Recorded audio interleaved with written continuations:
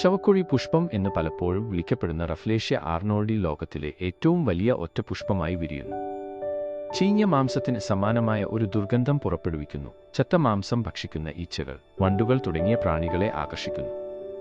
മാംസപ്രിയരായ ഈ ജീവികൾ പൂവിൽ പരാഗണം നടത്തുന്നു. അങ്ങനെ അത് ബോർണിയോയിലെ മഴക്കാടുകളിലൂടെ വ്യാപിക്കാൻ സഹായകരമാക്കുന്നു.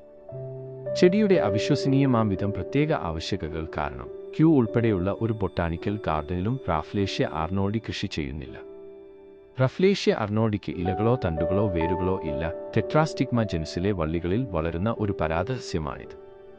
റഫ്ലേഷ്യ ആർണോൾഡി ടെട്രാസ്റ്റിഗ്മ വള്ളികൾക്കുള്ളിൽ മാംസളമായ ഇഴകളുടെ ഒരു കൂട്ടമായി വസിക്കുന്നു. ഇത് ആതിഥേയ സസ്യത്തിൽ നിന്ന് വെള്ളവും പോഷകങ്ങളും ആഗിരണം ചെയ്യുന്നു. ഇത് ആതിഥേയ സസ്യത്തിന്റെ പുറംതൊലിയിൽ നിന്ന് തവിട്ട് നിറത്തിലുള്ള കാബേജ് പോലുള്ള മുകുളങ്ങളായി വളരുന്നു. ഇത് നിരവധി ദിവസങ്ങളിൽ പൂത്തു.